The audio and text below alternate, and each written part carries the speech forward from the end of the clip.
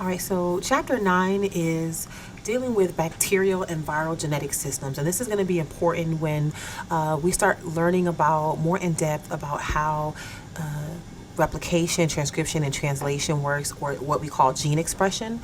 So this chapter is really going to lay some fundamental concepts for your understanding of how bacteria and viral genetic systems work moving forward. So, as you see here in this picture, this is a picture of a woman that has leprosy, which is a disease that is caused from a bacterium, mycobacterium. And scientists were, the reason why this is showing is because scientists did a study where they wanted to look at or address the question of was there a disappearance of leprosy from Europe despite remaining parts in other parts of the world. So there was leprosy that really is thought to have originated over in Europe, but while it disappeared there, the prevalence of leprosy was still occurring in different other parts of the world. So scientists began to address this question by extracting DNA from bones and teeth of different medieval skeletons of different parts from different parts of Europe. And they then compare that DNA strain to various strains from other parts of the world that actually had active leprosy. And what they found was that there was a close similarity between ancient European strains and a modern virulent strain from North America. And what this suggested is that leprosy did not disappear from Europe, but it lost its virulence, its ability to infect and become to spread. Okay. Now, what is thought to be associated with this loss of virulence is most likely the improvement of social conditions, such as cleanliness, and also changes in the immunity of Europeans. And you also have to consider the presence of other infectious diseases that brought about the demise of leprosy in Europe. Okay, so hopefully this gives a relevance to bacterial and viral genetic systems, because the presence of this mycobacterium actually produces leprosy in humans. So, these bacteria and viruses are important. A lot of times students think about bacteria and viruses as something growing on a petri dish, but even with COVID-19, you'll see how it has a direct effect on humans, right? But not just limiting to humans. Bacterial functions are extremely important in the ocean, okay? It's believed that bacteria in the ocean produces about 50% of the oxygen in the air and removes about 50% of carbon dioxide.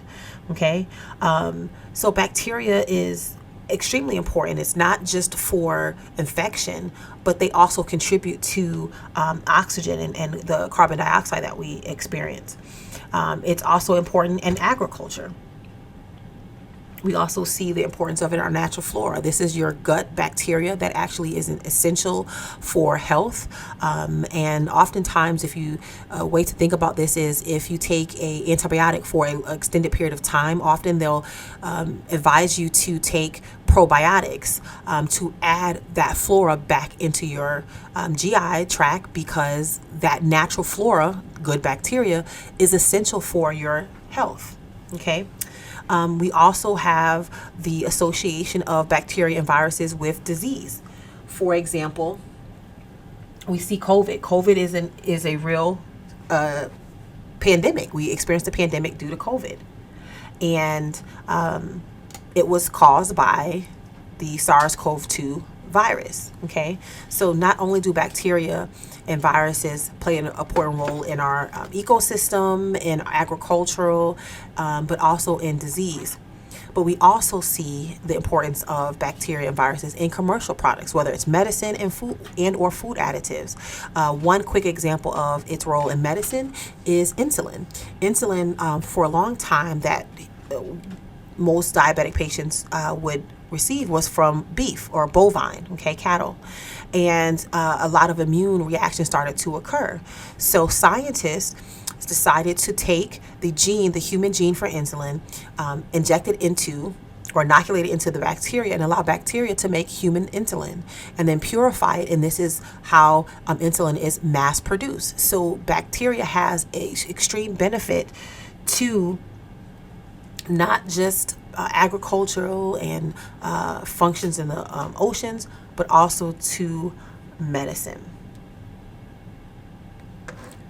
Okay, so let's continue to on discussing bacteria and viruses, but from the perspective of advantages. So I mentioned in the previous slide medicine and its role in agriculture, even in the ocean. But using it for genetic studies, there are many advantages. One, the reproduction is rapid. Okay, bacteria grow at a very fast rate, and so it's able to get production of results much faster. They also produce large progeny, meaning offspring. Their haploid genome allows for mutations to be expressed directly. So when we say haploid, that's half of their genetic makeup or their genome. So they're not diploid, meaning they have the ability to mask or produce a heterogenic phenotype. Whatever they are receiving is what they express. So it allows you to see the effects of the manipulation of their genetic information. They produce via asexual reproduction, so it allows for a more purified strain, isolation of a purified strain. If you want to grow them in a bacteria, it's very inexpensive and easy to do. And then there are so many vast amount of techniques for isolating and manipulating. There's just much more information known about bacteria and viruses as opposed to your eukaryotic cells. Okay, so there are advantages to using them to study. So prokaryotic cells are unicellular. Okay, and they lack a membrane-bound nucleus and organelles. There are two types. Eubacteria, okay, which include most of the familiar bacterial species. And the reason why they are given this name is because once their DNA sequences were analyzed or examined, there was an indication that the archaea are more closely related to eukaryotes than to eubacteria, okay? So you have the eubacteria and archaea. Some of the characteristics of bacteria are diverse shapes and sizes. Some are photosynthetic, and the replication occurs prior to binary fission. Please keep in mind that prokaryotic cells do not undergo mitosis and meiosis, okay? They divide through binary fission. It's similar to mitosis, which requires replication of DNA and then equal division of the genetic material and the cytoplasm to form two daughter cells, but it is not the same thing as mitosis and meiosis. So what are some techniques to study bacteria? One, you can categorize or group them into two general types. Prototrophic, which is going to be your wild type or normal bacteria, and then auxotrophic, which is your mutant type. This is the bacteria that has been modified genetically, okay? How they are grown or how they are allowed to divide and grow by placing them or feeding them with medium. Medium is the nutrients and the resources needed to grow the organism, in this case, the bacteria. Minimum media is going to contain the minimum amount of components needed to grow. Okay, so there's not going to be an exorbitant amount of nutrients to allow it to grow. So a lot of times, the minimal media will have will miss certain components that cannot be synthesized. Okay.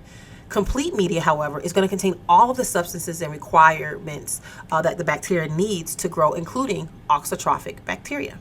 So, for example, if you were to take auxotrophic bacteria and try to grow it on complete media, it can grow because it contains all of the substances, all the things required to grow. However, if you were to place auxotrophic bacteria on minimum media, the growth would be minimal to non-existent. So let's see. Okay. Here is just a visual example. These are two examples of how bacteria can be grown in the laboratory. Okay. It can either be through inoculating a loop into a broth, okay, which has nutrients in a liquid form, okay, or as seen on A, or it can be by using a gelatin-like agar plate that has the nutrients within the agar, and then you take a pipette and you or a glass rod and you spread the bacteria evenly on the plate and then allow it to incubate over time, and then you will start to see colonies. So these are two different ways in which bacteria can be grown in a lab. Okay, this is just a more visual, realistic picture of that. And what you'll see here is bacteria can have different shapes and sizes and even colors. Okay, and these can sometimes be indications of pH, of the state of the bacteria that's growing. And you'll see that there are visual clumps. Okay, as each bacteria begins to grow and divide, it's going to give rise to clumps of genetically identical cells, and that's what we call a colony. Okay, colonies.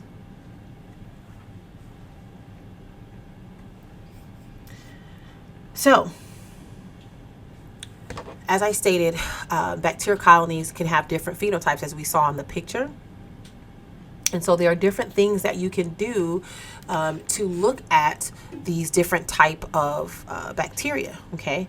Phenotypically, that you can see that they're different, but if you want to know more about their genetic makeup, you can modify the media that they're grown on, and it will give you an indication, at least, of what is happening genetically with these bacteria.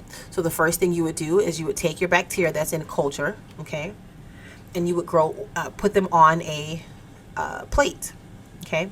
And then in this case, the example is you have both leucine positive and leucine negative colonies. And then you can do replica plating by taking a plate that has a velvet surface, and it's almost like stamp, copy, and paste. Okay, and so then using the replica plating method, you'll have two plates. Okay, so you transfer the colonies from the plate here to this velvet surface, and then one of the plates will be minimal media, and the other can be complete media. And once you transfer those colonies to the different plates, you can look at which ones are growing. Okay, and in this example here, you can see on the medium that has leucine added, there is actually growth. However, here, this colony is missing. Okay, so it suggests that the colony that did not show up is the colony that is leucine negative. Okay, and so this is ways that you can start to identify or isolate these colonies and learn more about them. So let's talk about a little bit more about these bacteria. Okay, most bacteria, in terms of their genome, it's single and circular. Okay, in terms of the DNA. Okay, their chromosomes, and the bacteria can have what we call plasmids. Plasmids are extra chromosomes that are small, composed of DNA, and they can also have what we call episomes. Okay. Episomes are plasmids that are capable of replicating freely and are able to integrate into bacterial chromosomes. Okay. An example is the fertility factor, or the F factor of E. coli. And this F factor is actually an episome that controls mating and gene exchange between E. coli cells. Okay. The importance of this in terms of human health is that plasmids are responsible for the spread of antibiotic resistance among bacteria. So typically within plasmids, they usually contain a gene that allows them to be resistant to a specific type of antibiotic. Let's say it's streptomycin. And so ultimately, even if you were to treat, if this bacteria has this plasmid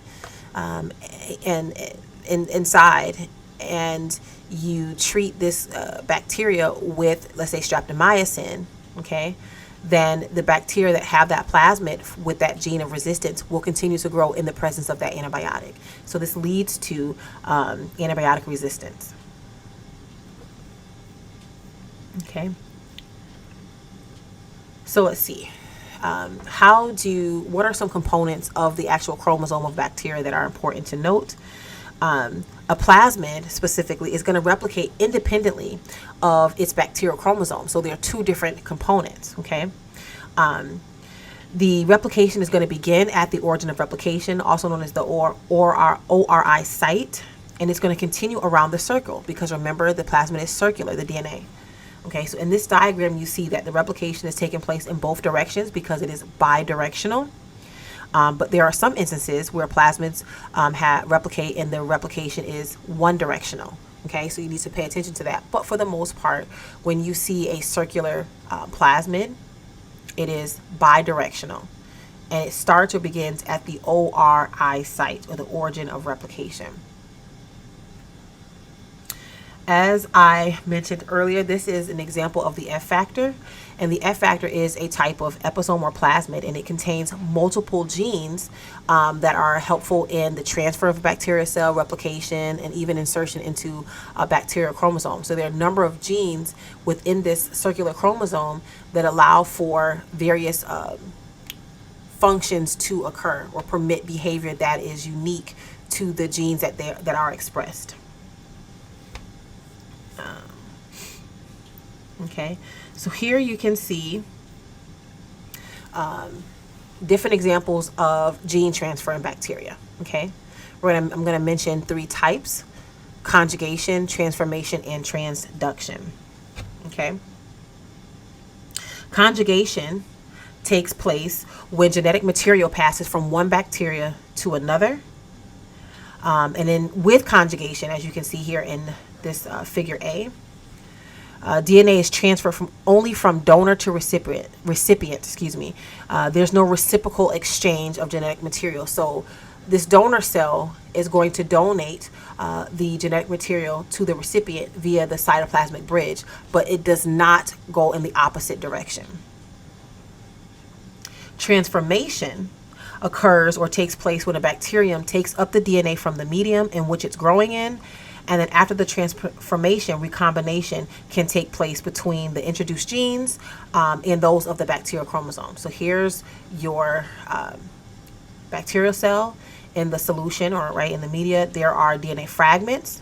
Okay, the cell can take up the DNA that may be free, and then once it is within the bacterial cell, it can then engage in or activate crossing over, so that which will allow for recombination and incorporate that free DNA or those DNA fragments into the host DNA here, chromosome. And lastly, you have transduction. Transduction takes place when bacterial viruses, i.e. bacteriophages, carry DNA from one bacterium to another, as you see here. So here is your bacteriophage right here. Here is your bacterial cell. The bacteria has DNA within its plasmid head or its capsid, and it injects its DNA into the bacteria, which codes for the DNA to reproduce more of its kind. Okay, and so then it will then infect the bacterium, incorporate the DNA into the host bacterium by crossing over, and create what we call a recombinant chromosome. Okay, and that recombinant chromosome is different from the original, as you see here.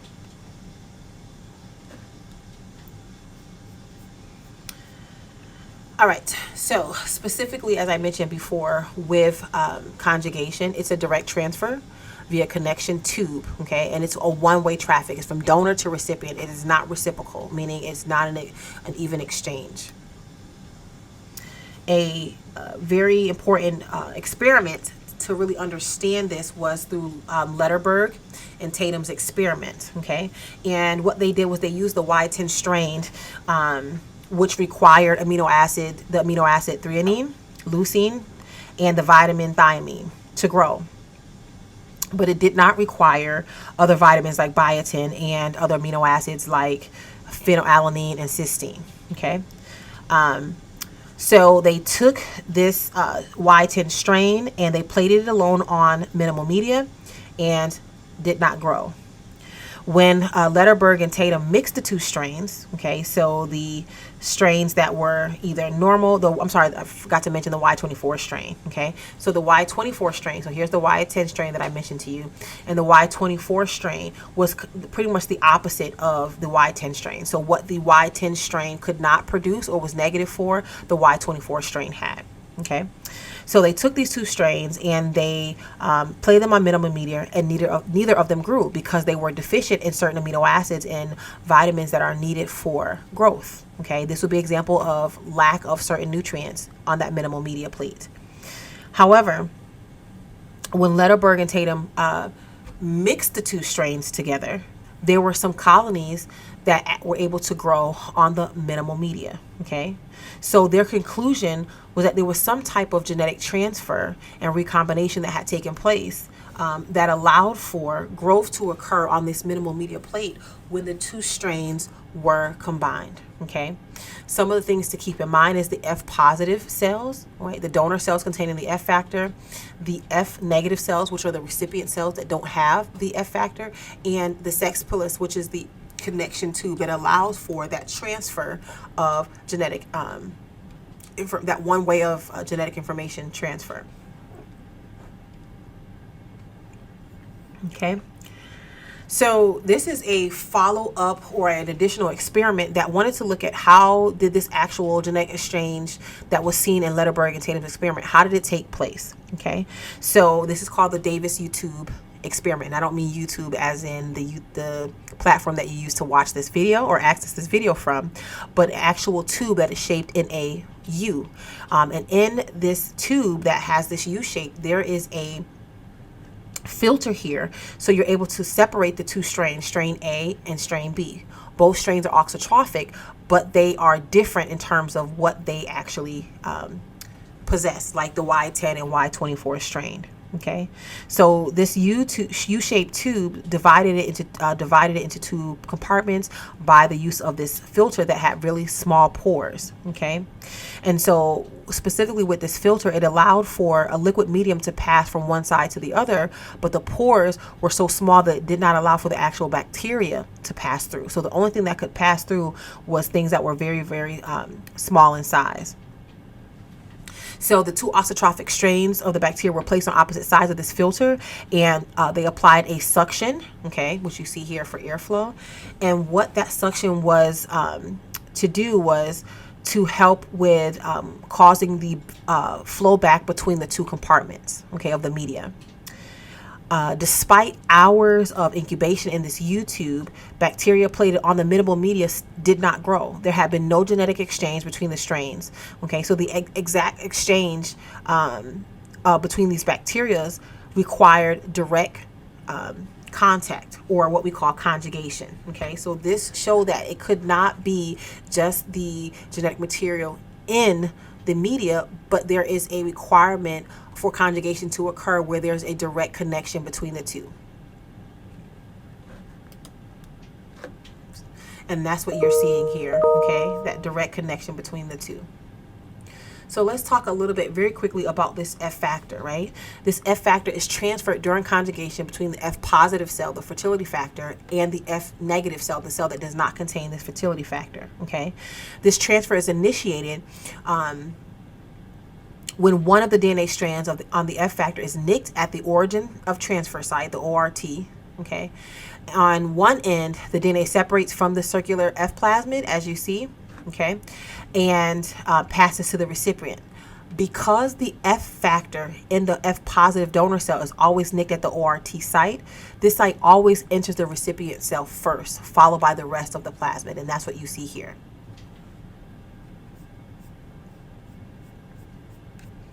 Okay.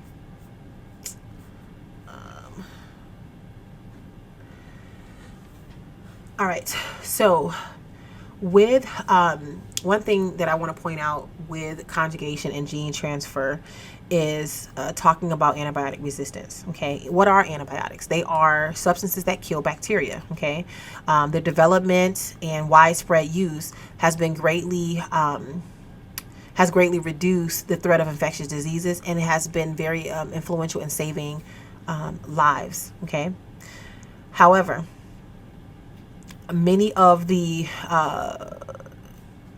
bacteria that have developed resistance to these antibiotics, specifically those in the environments where we see a lot of antibiotics routinely used, like in agriculture, okay, hospitals, fish farms, livestock. The overuse of them, or the continual use of them over a period of time, allows for bacteria or some of them to become resistant to these antibiotics, these treatments. Okay, so how does this antibiotic resistance work? Antibiotic resistance in bacteria frequently results from the action of genes located on the R plasmids. These are these small circular plasmids that can be transferred by conjugation. Okay, so that is a very important component that I wanted to point out. Conjugation can allow for the transfer of antibiotic resistant genes, therefore increasing the population of bacteria that are resistant to these substances that are meant to or designed to kill them. All right, so let's talk about transformation. Transformation is the uptake of DNA from the media, okay? Usually, okay, it can occur when, let's say, there are dead bacteria that break down and release their DNA fragments into the environment.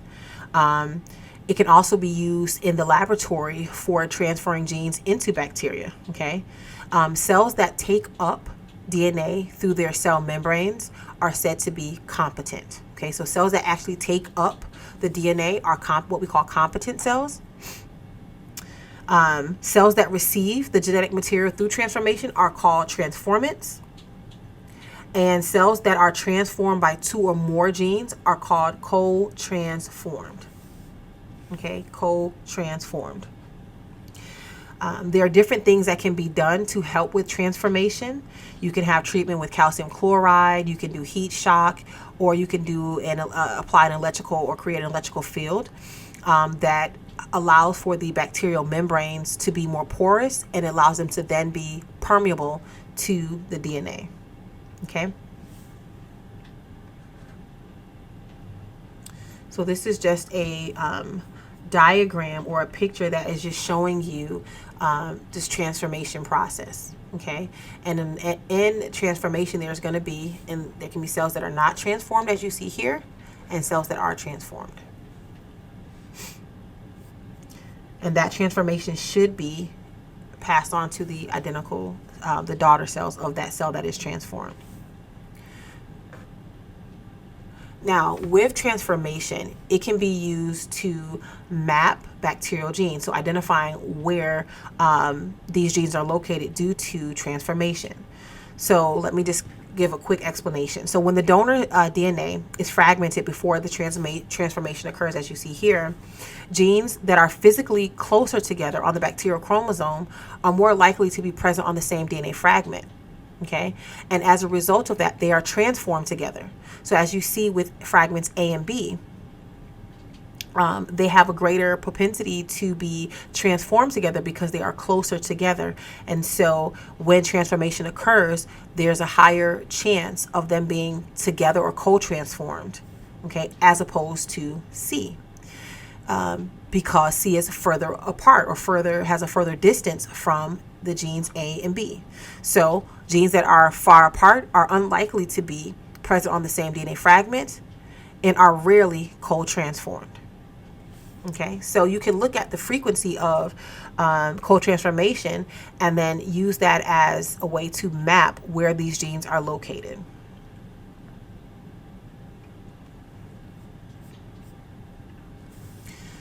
All right, so with bacterial exchange, genes can go through these various components that we've talked about, okay?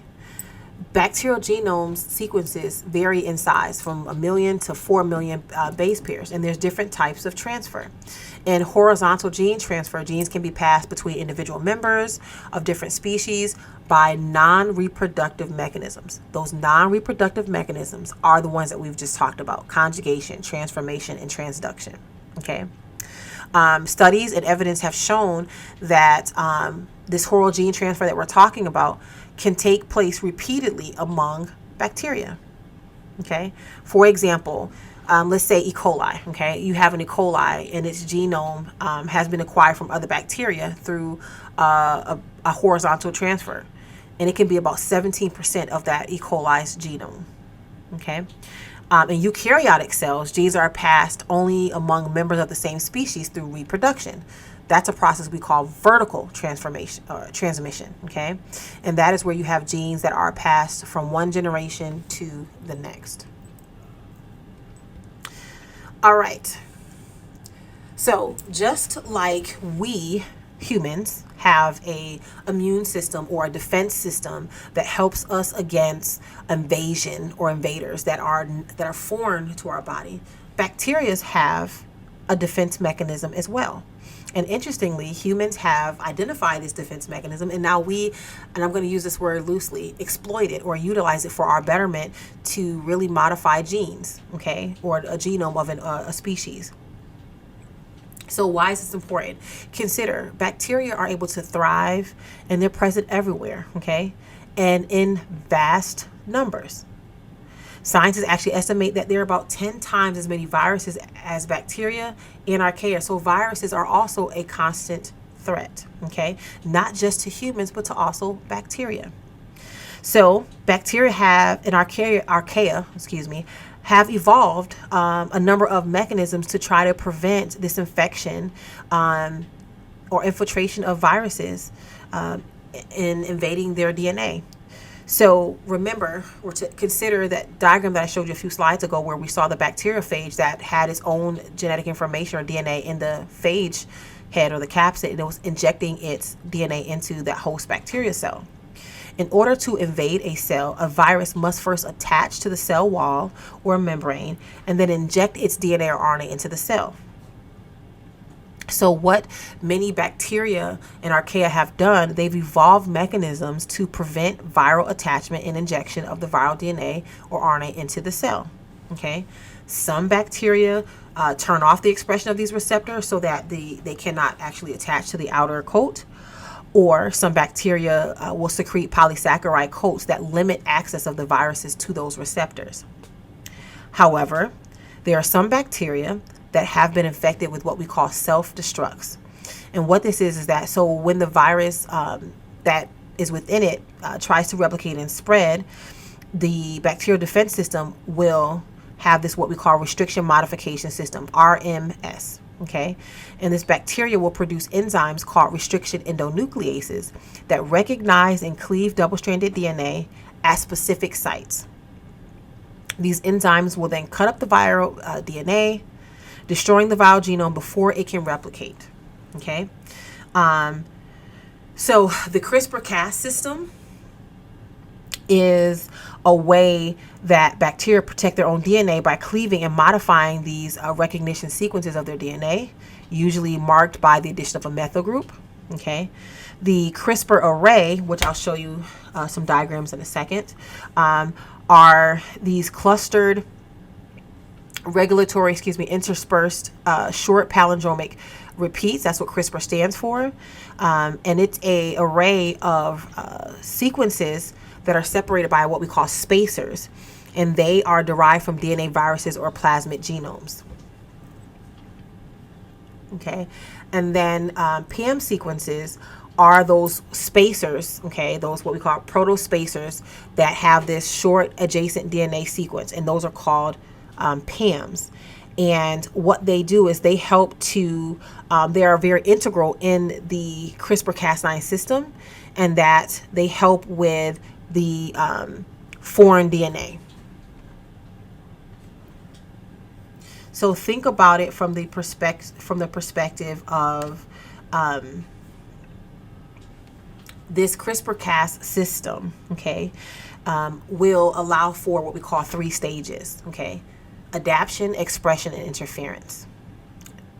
Let me just go back to this one. Adaptation, expression, and interference. Okay, and what happens with adaptation is when the foreign DNA from a virus or plasmid enters the cell, the foreign DNA is identified and is cleaved by Cas proteins that are part of this system, okay, into fragments called protospacers. Remember we talked about protospacers. That's part of that PAM sequence, okay? These protospacers are then processed and incorporated into what we call CRISPR array. That's what the CRISPR array is. So it's ultimately building a memory or a database of these viruses.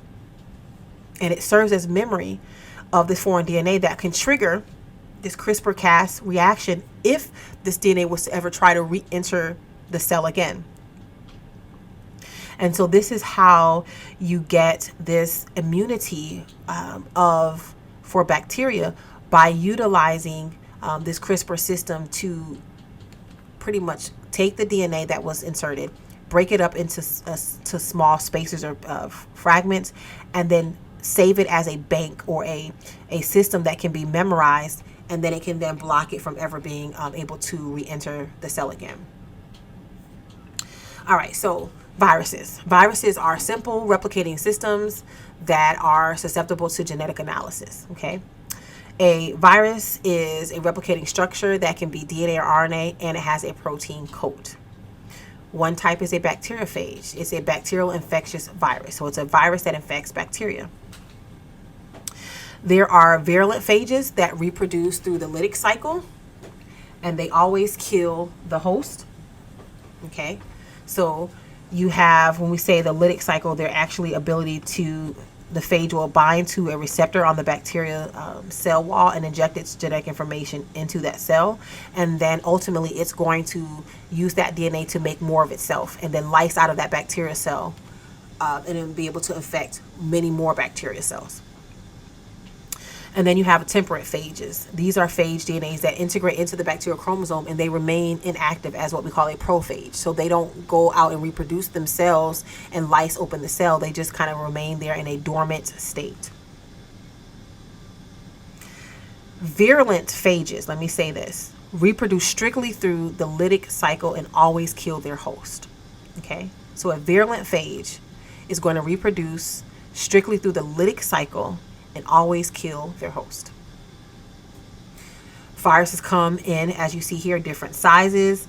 On this structure A, or diagram A, you have a T4 bacteriophage. There's your capsid head, your tail fibers that allow it to bind to the outside of the cell and to attach. And then this is your base plate and sheath that will allow for the DNA that is held inside the capsid or RNA to travel down here and then incorporate itself into the host bacteria cell. And B is the influenza A virus, what you see here. All right, so really quickly, let's go through the two cycles that I talked about of the bacteriophage. It's the lytic and the lysogenic cycle. The lytic cycle is exactly what it says. It's going to, the bacteriophage will affect the host cell, incorporate its genetic information. That genetic information is going to carry the message to produce more of its kind. So the DNA will then replicate, go through transcription and translation to produce more phage progeny. And then remember, with a lytic phase, it always results in the lysing of the bacteria cell with new phages. Okay, the lysogenic stage is similar to what we talked about with temperate. Now, it can go either or, lytic or lysogenic, but the lysogenic cycle begins like the lytic cycle.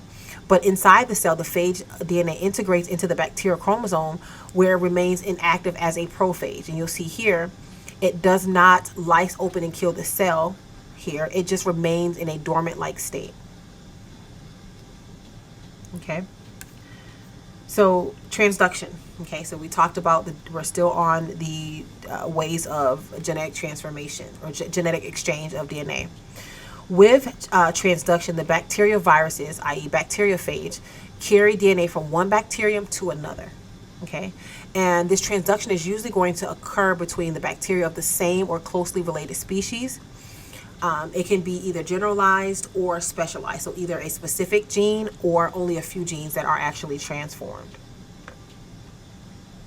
This is a study that was done by Lettenberg and Zender. I want to strongly suggest that you go through this on your own and try to write up a small synopsis of what happened in your own words. So go through it and try to apply the concepts that I talked about earlier in this PowerPoint in this lecture, so that you can apply the knowledge that we've talked about to understand, because you're going to see here we have different auxotrophs here.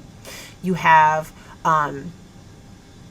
the different systems here, whether it's the U-tube, right, or the actual plating mechanism. So I want you to go through and try to really put this study in your own words.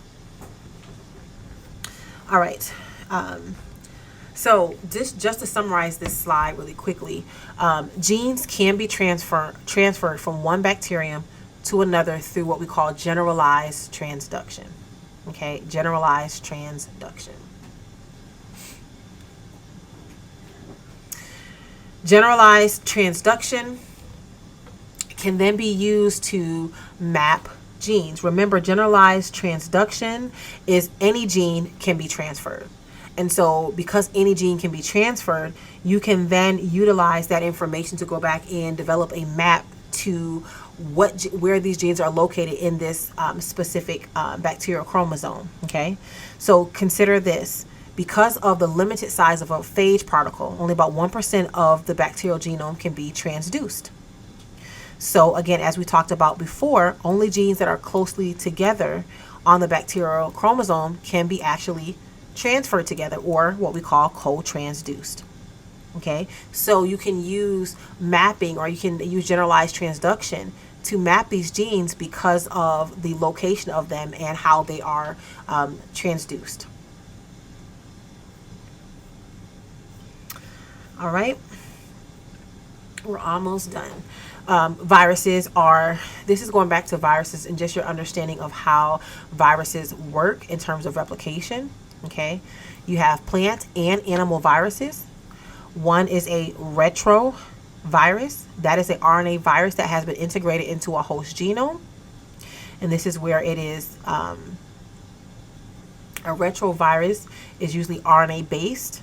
Okay, and it is carrying RNA as its genetic information, not DNA. But once it is infected or injected into a host cell, it will have or utilize an enzyme called reverse transcriptase to convert the RNA to what we call cDNA, or complementary DNA. Okay, one example of a type of retrovirus is HIV, AIDS. And what makes retroviruses difficult is they have multiple ways in which they can inoculate a cell, and the process of utilizing the reverse transcriptase to reverse that RNA back to what we call cDNA.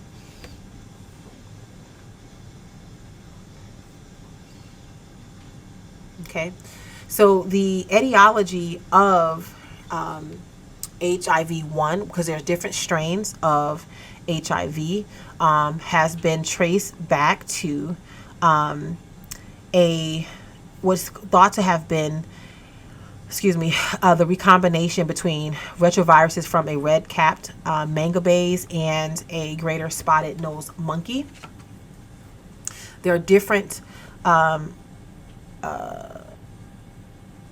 strains of HIV that is known to cause AIDS. It's HIV-1 and HIV-2, and together these strains have infected more than 70 million people worldwide.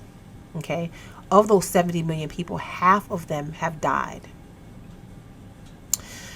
In humans specifically, you'll see that the SIV CPZ, so it's another strain here.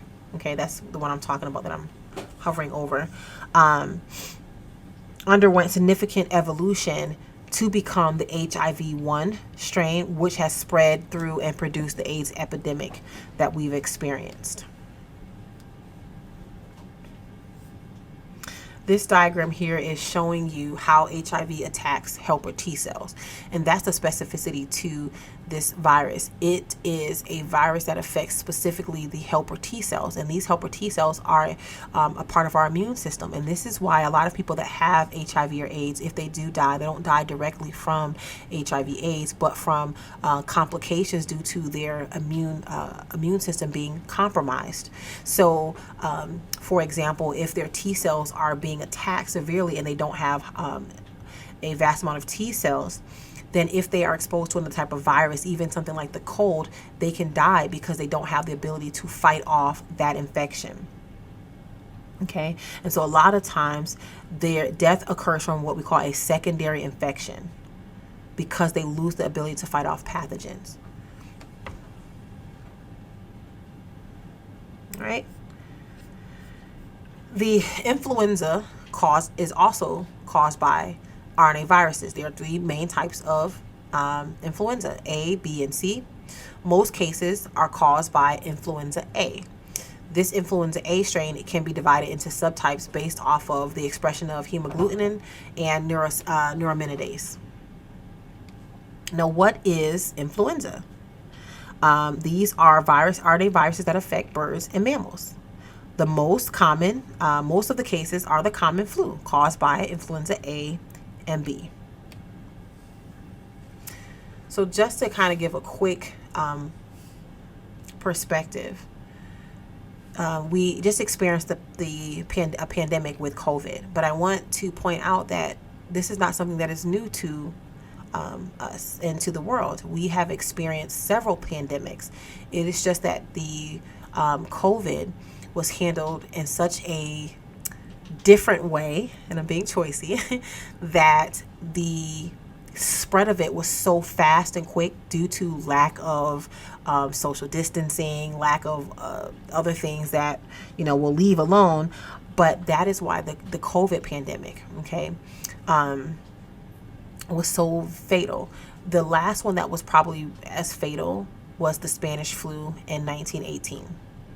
But I want you to pay attention to the various strains that are associated with these different pandemics.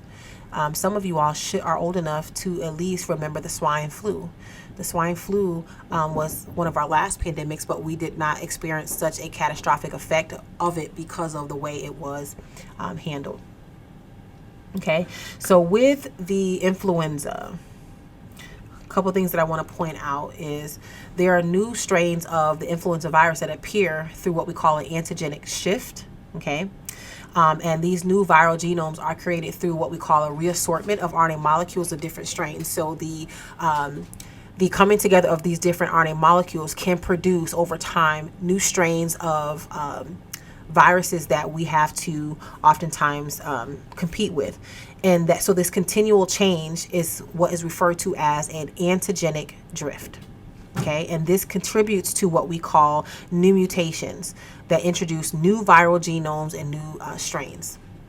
So this is chapter 9, and you should accompany this lecture with your homework assignments as well as the additional resources that I have provided for you.